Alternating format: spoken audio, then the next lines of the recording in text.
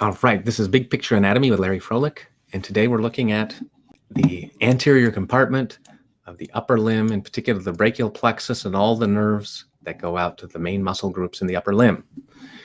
We're starting out with our, right along the midline of the body, our cervical vertebrae, C1 through 7, and the start of our thoracic vertebrae, T1. And of course, we have the spinal nerves coming off on either side, C1 through C8. Remember, there's an extra cervical nerve because they start out superior to the cervical vertebrae, and then you have that additional C8 inferior to the 7th cervical vertebrae. And the start of the thoracic nerves, T1.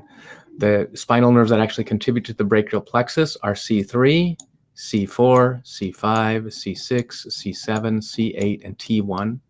They come through, and we're not interested too much in all of this overlapping and plexusing, interchanging that happens in what are called the trunks and divisions of the brachial plexus until we get to the point where we have just two cords in the anterior compartment, a lateral cord and a medial cord.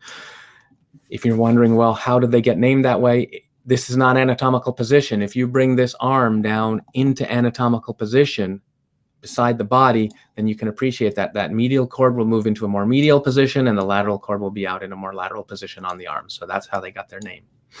From there, you have the famous M of the brachial plexus. You can see it traced out here, where the two cords contribute to three main named nerves: the musculocutaneous nerve, the median nerve, and the ulnar nerve.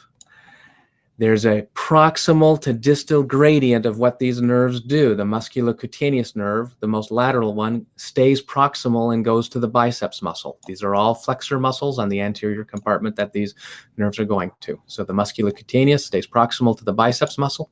The median nerve, getting contributions from both medial and lateral cords, so going right down the middle of the arm, therefore that name median with an N, goes mid-range out to the muscles of the forearm, or what I like to call the wrist and digital flexors. There's about 8 muscles in that group that flex at the wrist and all the way out, with tendons all the way out onto the digits. I haven't drawn in the tendons there.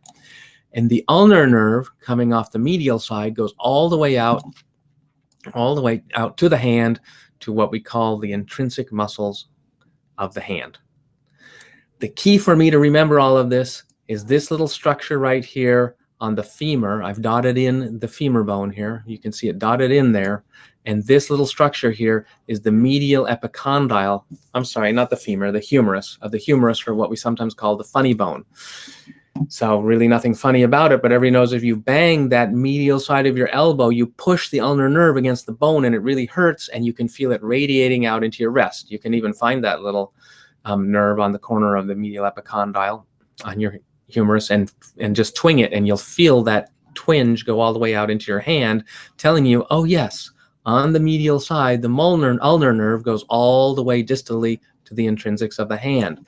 The median nerve in this stays a little bit closer in, or more proximal, going only to the wrist and digital flexors, where on the lateral side, the biceps muscle goes just to the the musculocutaneous nerve goes just to the biceps muscle. So there's that proximal to distal gradient as you go from lateral to medial in the nerves. The musculocutaneous on the lateral side saying proximal to the biceps muscle.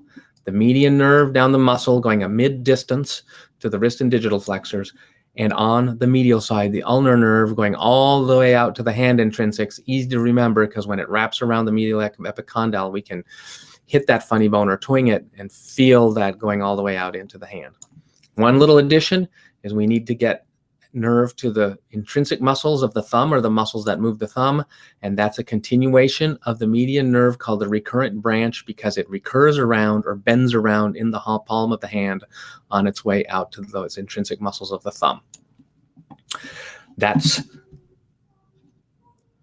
your summary of the brachial plexus in the anterior compartment of the upper limb, and that's our big picture anatomy for today.